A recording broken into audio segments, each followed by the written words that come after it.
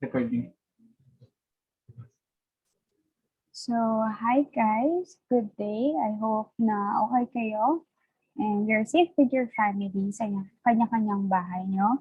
So, for today's discussion, we will be discussing about Module 7, Pharmacology of Drugs Used in Heart Failure.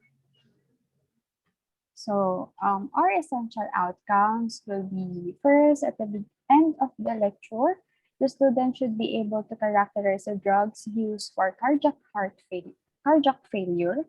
Second is differentiate types of cardiac heart failure.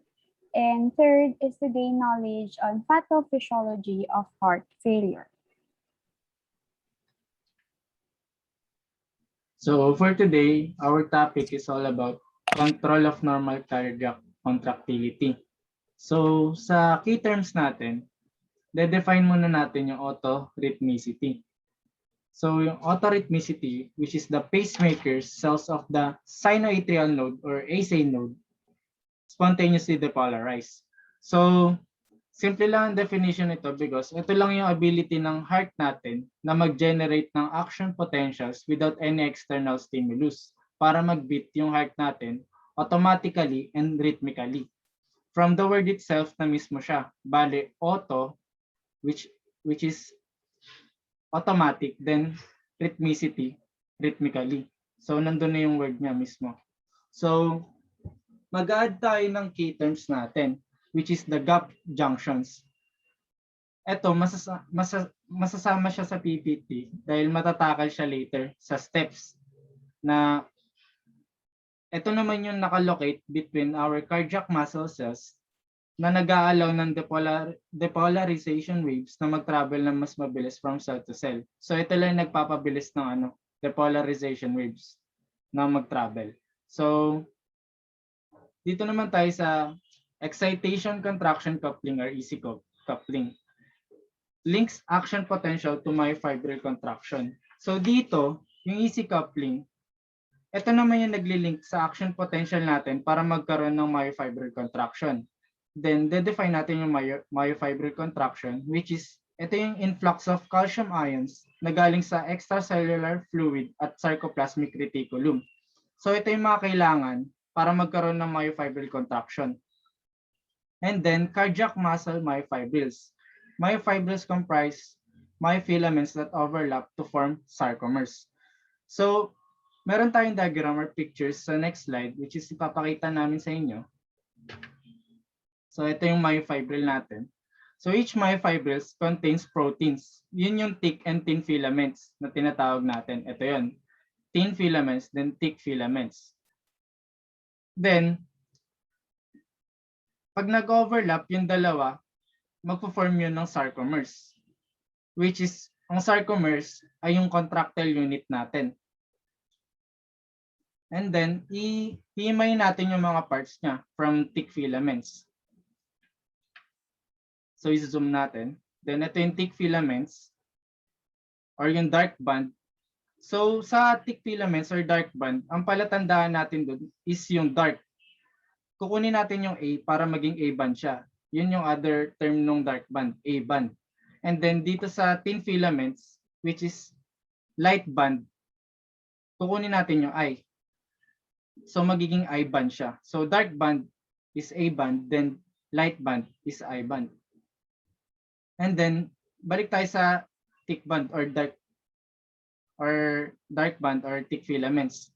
Ito naman yung mga parts niya, which is yung head. Ito yung mga heads niya. And then ito yung actin binding site. Then may tail siya. So yung myosin, magkoconsist siya ng head. Yan, nabanggit ko na with actin binding sites tsaka tail.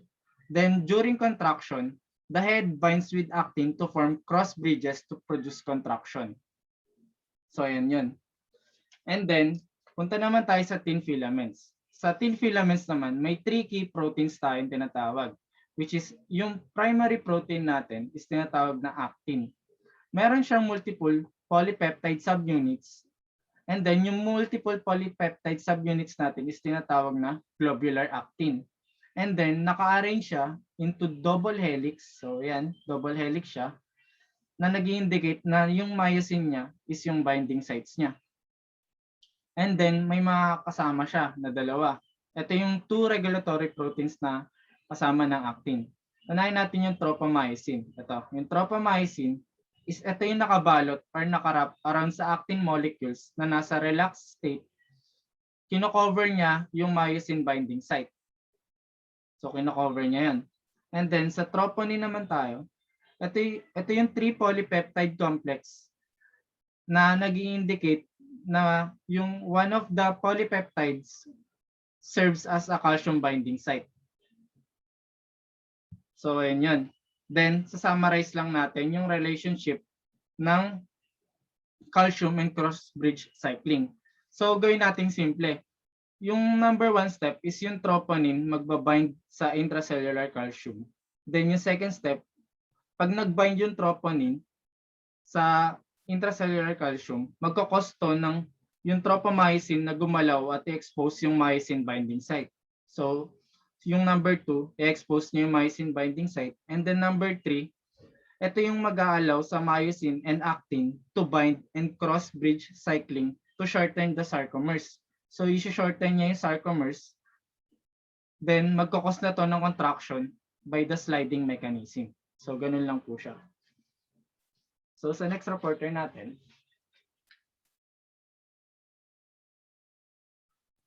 So, ayun. In here naman, we will going to tackle about the cardiac muscle cell.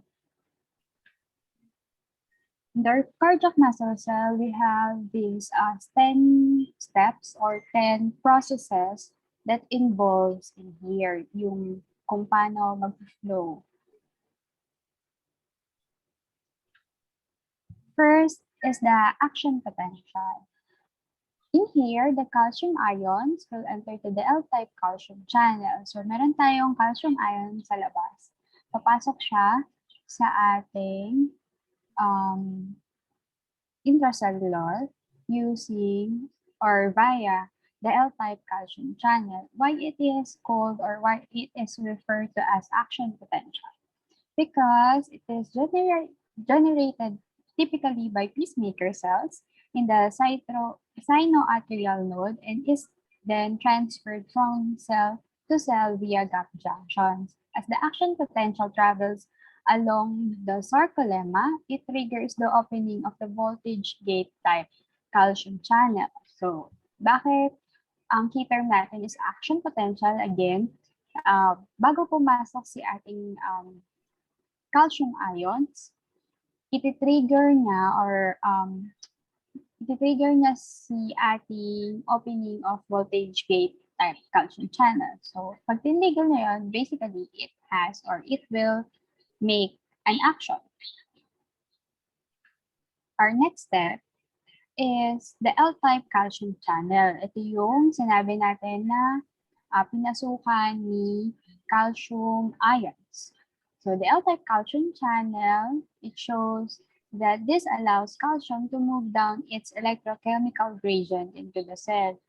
Kung nagtataka kayo or inisip nyo alin po dyan si ating L-type calcium channel, it is this color blue na oval, medyo mahaba na color blue na drawing katabi ng number 2. That is our L-type calcium channel.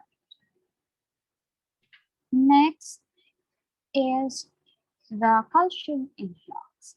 Dito, we have here the sarcoplasmic reticulum. Ito po si rectangular shape na color pale violet, yung may nakalagay na SR.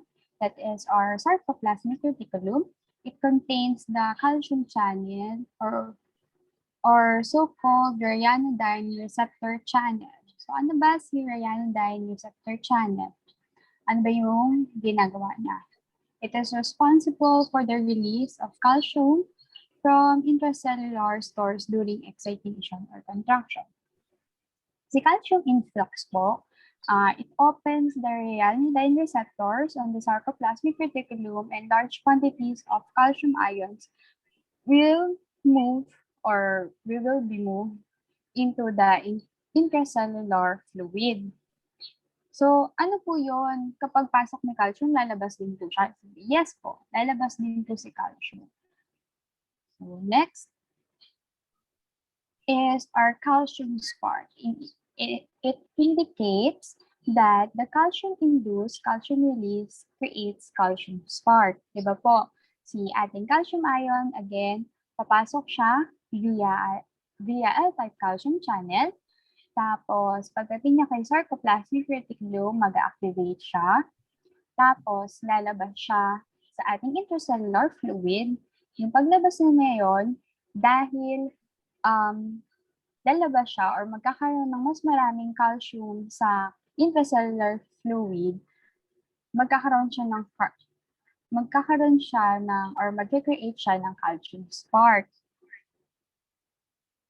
Tapos, next, si ating calcium spark, mag-coordinate or mag-activate siya magkakreate siya ng calcium signal.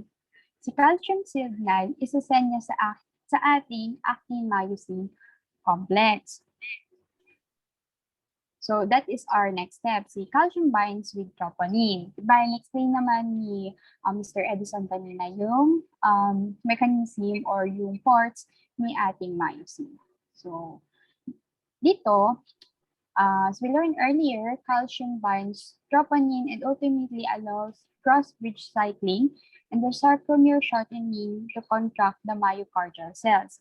Diba, lalabas si calcium. So, magkakaroon ng mas mataas na level ng calcium sa loob ng cytoplasm.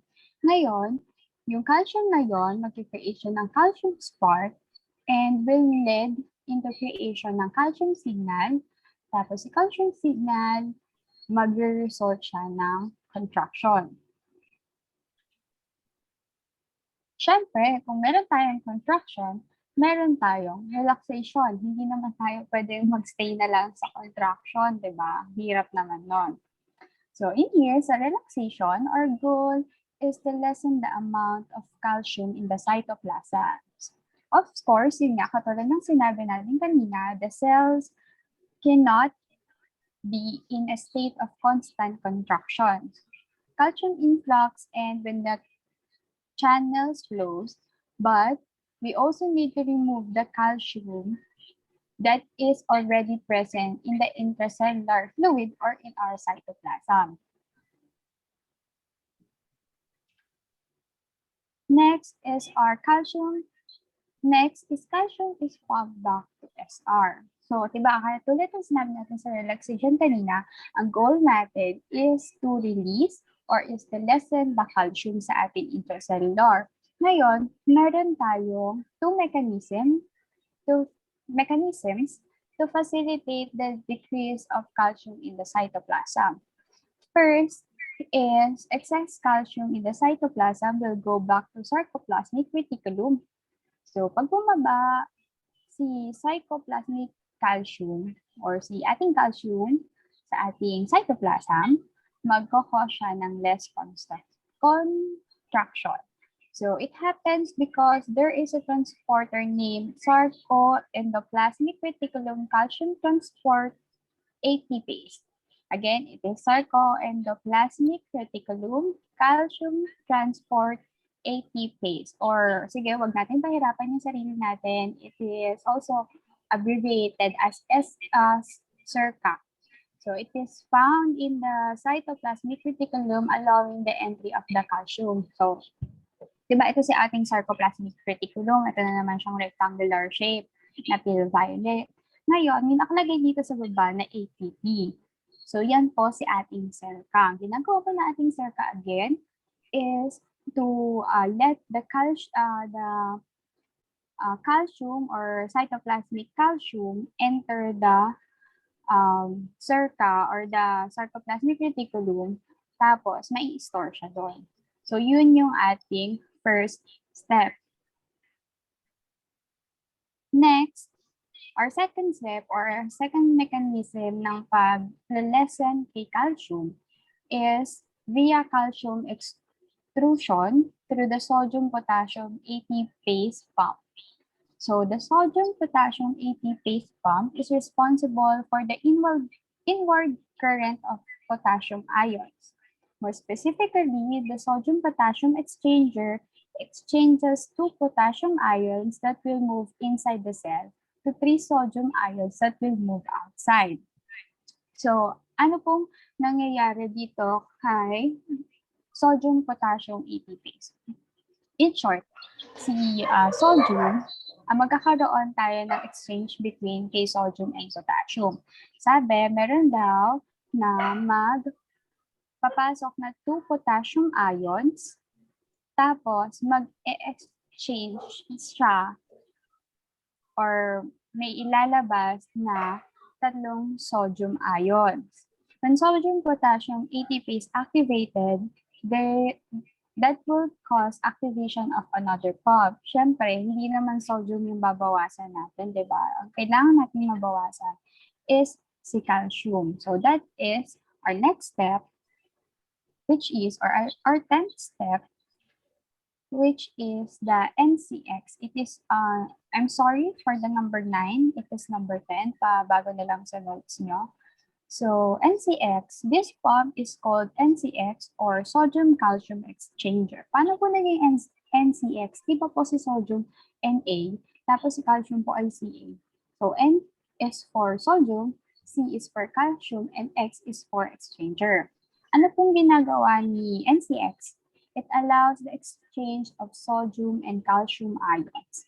Meaning, yung sodium na lumabas kanina will enter again in the cell in exchange of calcium. So, si calcium lalabas. Therefore, mababawasan si calcium, magre-relax na. Ulitin ko ulit dito, baka medyo tayo malito. Yung isa pang way or second mechanism natin is via sodium-potassium ATPase pump. Merong papasok na 2 potassium ions. Tapos may lalabas, kung nafe-follow nyo to, may lalabas na tatlong sodium ions. Tapos sa sodium ions, papasok ulit siya, ayaw niya papigil. Tapos, pagpasok ng sodium ions, dun na lalabas si calcium. So, pag lumabas na si calcium, ibig sabihin na rating na natin yung goal or na-achieve na natin yung goal na mababawasan or na-achieve na natin yung goal na mabawasan si calcium ions.